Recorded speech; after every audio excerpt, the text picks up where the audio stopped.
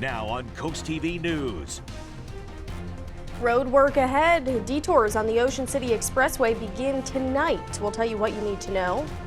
A curious cow rescue in Worcester County. How first responders managed to get this guy out of a swimming pool. Well, after a rather damp and dreary weekend, we rallied today with some sunshine, getting up into the lower 60s. I'm tracking even warmer air building in for tomorrow, but it's going to be a short-lived warm spell because I am tracking some cooler weather midweek. We'll break it all down coming up. Protest pressure. University students march against the Trump administration's visa policies. This is CoastTV News at 11. Good evening. I'm Christina DeRobertis. Thanks for joining us here for CoastTV News at 11. We begin tonight on college campuses where several international students have had their student visas revoked. The Trump administration says the move was justified based on immigration law that allows the Secretary of State to deport a non-citizen, saying failing to do so could lead to, quote, serious foreign policy consequences for the United States. Dominique Moody has details on growing concern from students and staff at universities across the D.C. area. The more they try to silence us, the louder we will be. A group of demonstrators at Georgetown University taking to the streets. They try to silence us, the louder we will be. All to denounce the Trump administration and its stance on immigration and the revocations of college students' visas across the country and DMV. Students say the administration is targeting those who participated in demonstrations against the war in Gaza, like those who showed up and stayed at pro-Palestinian encampments at George Washington University, which lasted for 2 weeks. To stop these abductions, to stop these visa revocations, to stop all the targeting of not just pro-Palestinian students, but we're seeing all migrants, all citizens, honestly. The group of protesters made its way around campus and inside some of the buildings on campus. According to Georgetown University, some protesters were removed by campus police from Healy Hall after refusing to identify themselves and blocking parts of an entrance. The demonstrations come at a time when many college students in the district, Maryland and Virginia, have had their student visas revoked. U.S. Secretary of State Marco Rubio says the Trump administration has revoked hundreds of student visas and plans to do more in the future. We gave you a visa to come and study and get a degree, not to become a social activist that tears up our university campuses. And if we've given you a visa and then you decide to do that, we're going to take it away. So far in the district, at least 6 Georgetown students and 3 Howard University students have had their visas revoked. It's happened to students at other universities across the border in Virginia, including at least 15 at George Mason. In a statement to News 4, a Georgetown spokesperson says, quote, "We know that the current immigration climate for international students and scholars can be challenging to understand and navigate. The reasons given for such terminations are limited, and Georgetown University was not informed of these revocations by the government. Students say they're asking U.S. leaders to stop targeting those who speak out against the war in Gaza." Protecting free speech, protecting our students, protecting immigrant civilians and students on campus.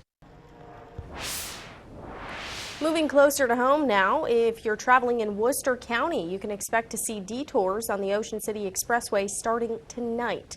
Weather permitting, crews plan to temporarily close Maryland Route 90. They're set to do maintenance work for 4 days. That's from 7 p.m. to 5 a.m.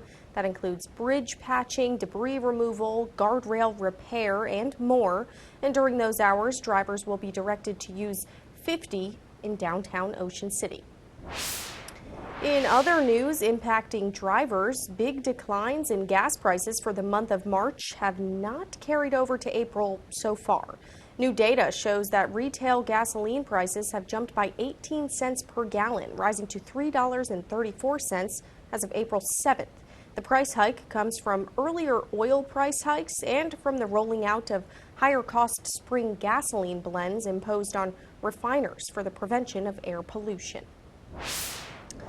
Well, BB Healthcare says Sussex County's rapid population growth is making it hard to keep up. CEO Dr. David Tam says due to the area's growth, in just 5 years, they're projecting 3,000 more hospitalizations per year for the 65-plus population. Dr. Tam says right now Sussex County has the worst ratio in Delaware, if not the Mid-Atlantic, on how many patients one clinician cares for. Tam says in just 10 years, the senior population will need 36% more trauma services and 30% more rehab services.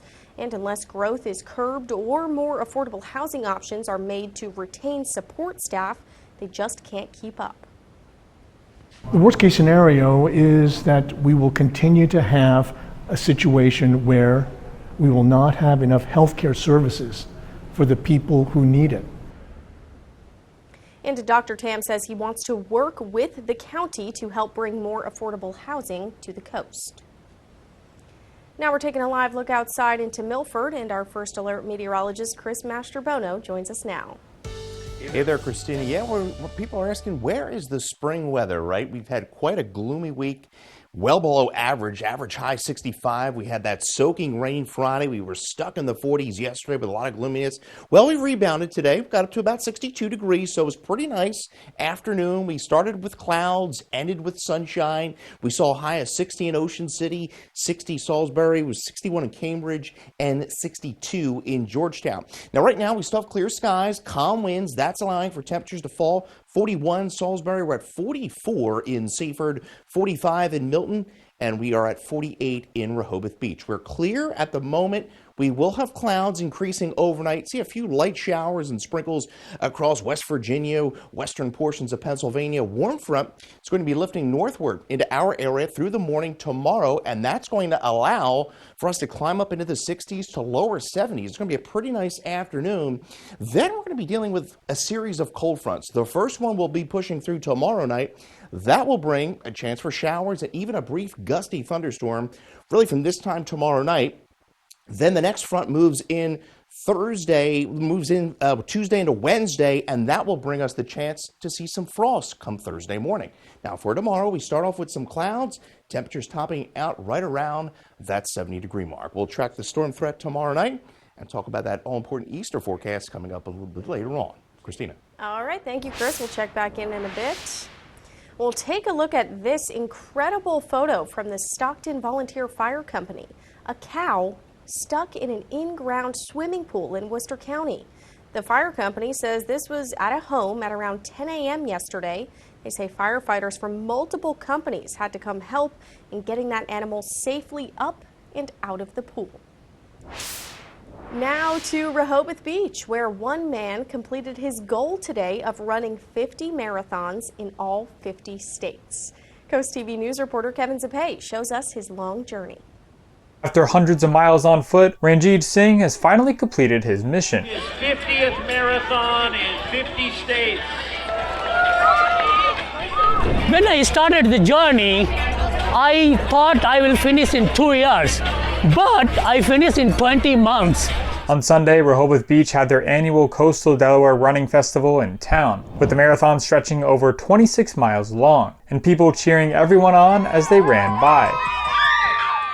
And Singh decided to make the run in Delaware his last stop to complete his goal of running 50 marathons in all 50 states. Delaware is the youngest state, so I started from the Alaska. That was my first race, and this is the last actually. What was planned to be a 2-year journey running marathons finished early, only taking him 20 months to run, leaving him with no breaks. Every two weeks I was running marathon.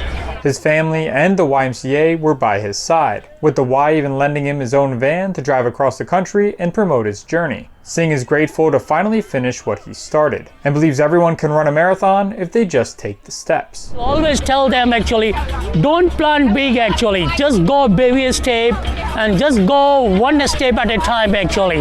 It is doable, everybody can run, I can say. So what's the next step for Singh? First, he's going to take some time and celebrate running 50 marathons in 50 states, and then he plans to run from LA to Boston.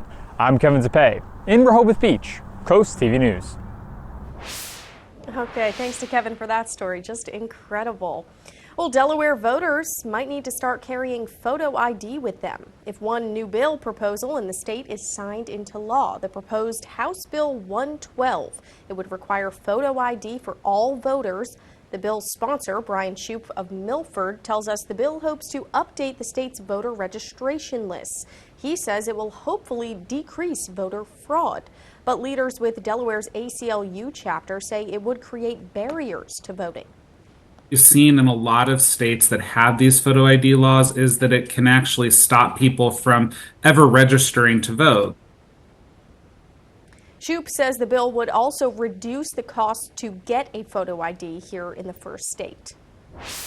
Now to Milford, where city leaders are discussing the next steps for the Deep Branch Park project. The 19-acre Deep Branch Park is proposed on an empty field right off Rehoboth Boulevard. But there is a neighborhood sitting right next to that lot, and some people living there are concerned about traffic. Milford Mayor Todd Culata says the city may have to reconsider the location, but not the idea. One of our major concerns is the drive-in area coming into the park. Whether or not the lighting is going to impinge on the property for the property owners that are along that way. Some, like the idea of green space in a park. I mean, nobody doesn't like that. It's just a matter of where it goes, who it affects, and our ability to support it. And city leaders are expected to discuss the proposal at tomorrow's council meeting. The mayor says they'll discuss in detail the project's next steps there in Milford. Also in Milford, happening soon, the Food Bank of Delaware announced they are holding a spring senior health fair. The event will provide resources and support for seniors to improve their health and well-being. Organizers say 30 vendors will be there. Participants will also receive free pantry essentials, and there's no cost to attend. It's going to be held on April 29th from 10 a.m. to noon at the Food Bank's Milford location.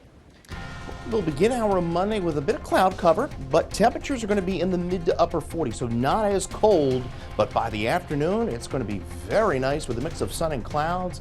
Temperatures getting into the lower 70s, I think, for a good bit of the peninsula. We'll talk more about the warmth, the storm chances, and that cool down midweek coming up. And after that, an arson fire at Pennsylvania Governor Josh Shapiro's home today. What police are saying tonight. Don't go anywhere. We'll be back in just 60 seconds. Avelo Airlines says it has signed a long-term deal flying for the Immigration and Customs Enforcement Agency. The company, which is the only airline at Delaware's Wilmington Airport, is one of a small number of airlines cashing in on the multi-million-dollar business of deportation flights. Starting May 12th, Avelo says it will open a base at the Mesa Gateway Airport in Arizona, where it will be supported by 3 aircraft. The company says flights will be both domestic and international to support the Department of Homeland Security's deportation efforts. And one immigration advocate says these types of flights are a big money business. Right now, as best I can tell, DHS is spending about between $25 and $35 million a month. And the deal with Avelo will also include the transport of people in ICE custody domestically, typically from the 24 detention centers across the U.S. Well, shocking news out of our neighboring state, Pennsylvania, today. Governor Josh Shapiro's official residence was set on fire overnight, and now police say they have a suspect in custody. Shapiro says state police woke up his family at 2 in the morning and led them to safety. No one was injured. There was significant damage, though, to the interior of the governor's residence. Hours before the fire, Shapiro had offered Passover well wishes on social media, and the governor, who is Jewish, said his family celebrated Passover with friends at the residence. Today, Shapiro called for an end to violence that he says is becoming far too common. But we do know that this attack was targeted. We don't know the person's specific motive yet, but we do know a few truths. First, this type of violence is not okay. This kind of violence is becoming far too common in our society. And I don't give a damn if it's coming from one particular side or the other, directed at one particular party or another, or one particular person or another. It is not okay. And it has to stop. We have to be better than this. And authorities say they have arrested a 38-year-old Cody Balmer and will charge him with attempted murder, terrorism, and aggravated arson. Investigators say they believe this was a targeted attack, but the motive is unclear. Still to come on Coast TV News at 11 tonight, overdose drop. Overdose deaths are down, but how did we get here? The answer might surprise you. Well, I hope everyone had an enjoyable weekend. We certainly got off to kind of a rocky start. It was a soggy, cloudy day yesterday, but we had sunshine this afternoon. Right now, we're holding at 41 in Salisbury. Winds are pretty calm. You can see temperatures away from the coast falling into the lower to mid 40s. We're at 44 in Seaford, 45 Georgetown, 44 in Milton, upper 40s to lower 50s at the coast, 48 in Rehoboth, and 50 in Ocean City. You can see winds are out of the west, beginning to shift. We're going to see them shift out of the south as we go into the overnight and certainly by tomorrow. 62 our high today after a morning low of 42, so we were 4 degrees shy of the average. Look at the record, 89 set back in 2023. So we have warm air that's going to be building in overnight. We have a few clouds to our west, few showers. These are going to be breaking apart as they push off to the east, but the warm front's going to be lifting through tomorrow, and then this cold front's going to be pushing through tomorrow night, and that may provide us with some showers and even a few rumbles of thunder. But you could see quite a bit amount of warm air across the Tennessee, Ohio valleys, all the way down towards Texas. We're going to tap into some of that tomorrow, and we're going to see those temperatures rise into the upper 60s to lower 70s ahead of that front, and then we see the shower and storm activity roll in by Monday night. Now, just as briefly as we warm up, we're just as briefly going to cool down midweek, but it's going to be a brief shot of cool air, and we may see some frost by Thursday morning. So there's the setup as we go into your Monday. Warm front well to our north, cold front to our west. Highs tomorrow, 71 in Milford, 68 in Lewis, 68 Cambridge. We'll see 71 in Denton, 71 Salisbury. We'll see 66 in Crisfield. So there's the clouds to start tomorrow morning. By the afternoon, we'll see broken cloud cover, sunshine, temperatures upper 60s to lower 70s.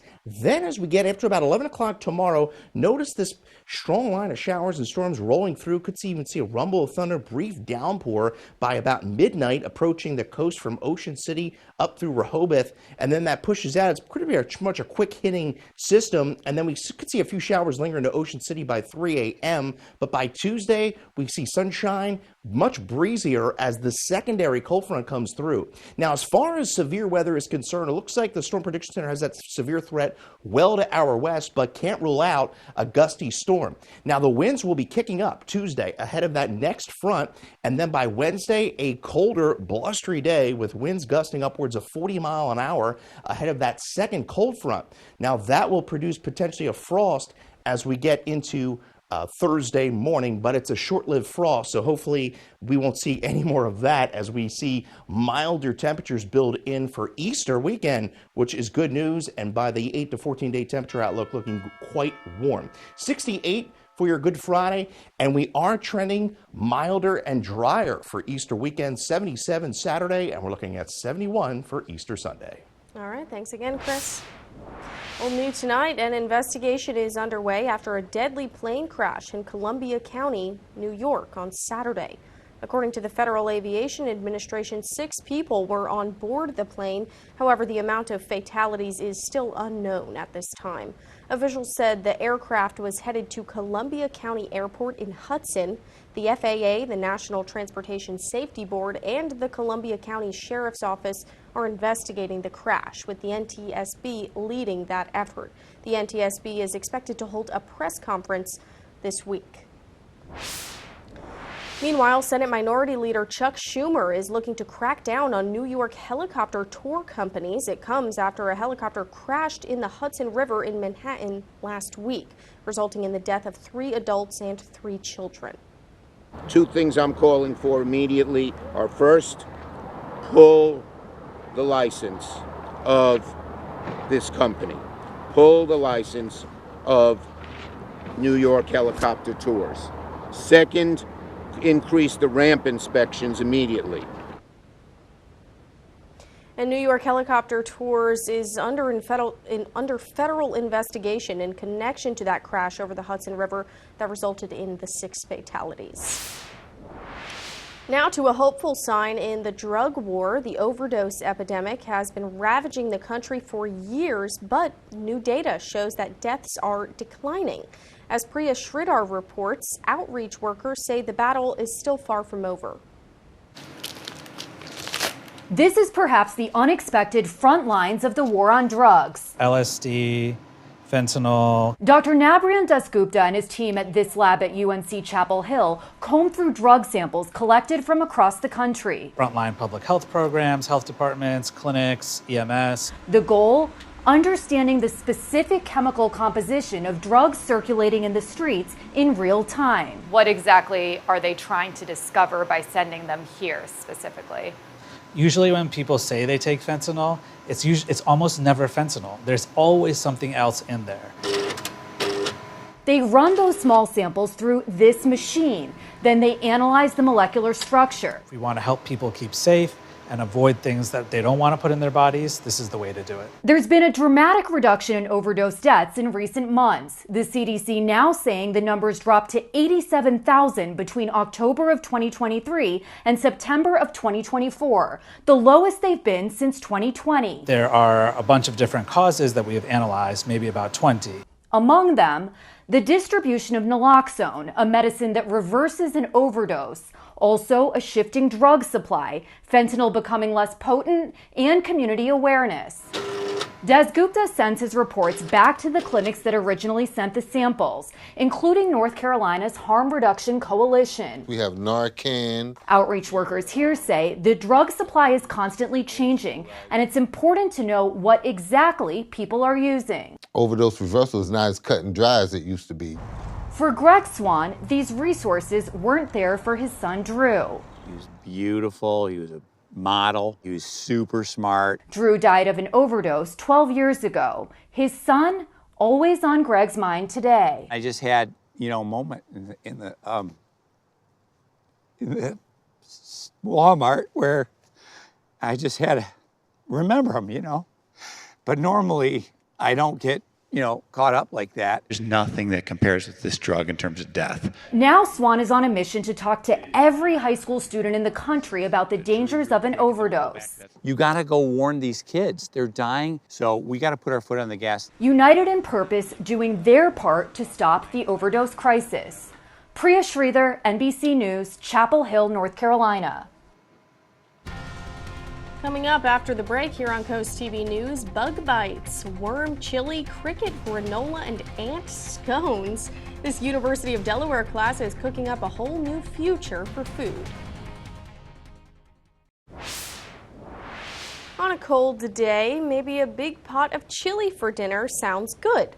But would you eat it if some of the main ingredients were bugs? Well, a class at the University of Delaware cooked up big batches of worm chili. Reporter Tim Furlong explains why. Oh yeah, all sorts of slicing and dicing and chopping and brothing going on in this University of Delaware kitchen classroom. But in addition to all the typical chili ingredients, I'm an insect major, so this is super cool for me. A whole bunch of worms. The class is called Insects as Food, and the professor, he ain't joking around. And then if your group is like, I want more insects, man, we got silkworm pee-pee. My College of Agricultural and Natural Resources, our motto is feed the world, protect the planet. And I would argue that by farming and consuming insects, we can do both at the same time. Other parts of the world already eat sago and silkworms. They're packed with protein and they're vegetarian friendly. By themselves, the same description words keep coming up. Yeah, earthy. It's very grassy. I would say creamy almost, and then a weird frozen peas on the outside, that skin remains in your mouth. This class has attracted students from all different majors, and in addition to worm chili, they'll also serve up smoothies with worm powder, granola with cricket powder, and lemon scones with black ants. It's all to make a much larger point. We got a growing population. We have an increasing need for highly nutritious food, yet is our food system keeping pace? And in the West, largely we're ignoring the largest group, most speciose group of organisms on Earth. And insects really could have a role to play. The big worms are the final ingredient in the chili. They're going to take on the taste of everything else around them. Well, the silkworm has kind of a earthier taste, but the sago worm is sweeter. So I definitely like the sago one more. So my coworkers at NBC 10 basically told me that if I don't try this, I'm kind of a wuss. So I'm gonna give it a go. Oh, that's a good juicy one right there.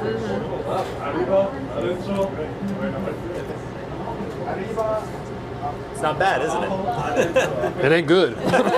I did take a hard pass on the offer to take some chili home with me. Professor Crossley says the key to getting Americans to eat more insects is probably to slowly put them into processed foods. As we all get more comfortable with the idea, we might all become more willing to get more bugs into our bellies. I like it too. It's really good. Yeah, I'm going to stick with the raviolis I had tonight for dinner. Well, we're going to see temperature about 71 tomorrow. Going to be a little bit of seesaw here. Cooler temperatures midweek before we warm up pretty nicely in the Easter weekend. We'll have a look at that 10-day forecast coming up. Easter is right around the corner, and if you want to start your Easter Sunday with music and meaningful conversation, you can celebrate with Sunrise Sermons 2025, The Final Sacrifice. Services begin at 7 a.m. on Coast Country, 9:30 a.m. on the Delmarva Sports Network, and 10:30 a.m. right here on Coast TV. Well, clouds will be on the increase tonight as a warm front lifts through the area. Will fall into the lower 40s. Now we start the day tomorrow with few clouds. By the afternoon, a mix of sun and clouds, 74 degrees. Now, we're watching a late shower or thunderstorm, especially at night through the early morning hours of Tuesday. Tuesday, cloudy start, much more breezy. Winds gusting upwards of 30 miles an hour as that secondary cold front pushes through. You get your forecast at any time by dialing the First Alert weather phone. Once that second cold front comes through, we drop into the upper 50s Wednesday. Potentially a frosty morning Thursday, but we quickly warm up into Easter weekend with temperatures approaching the upper 70s by Saturday. Looks good to me. Thank you, Chris, and thanks for joining us for Coast TV News at 11 tonight. For some more local news and local weather, you can always download our Coast TV News app. We'll see you in just a few hours for Coast TV News today, starting at 5 a.m. Have a great night.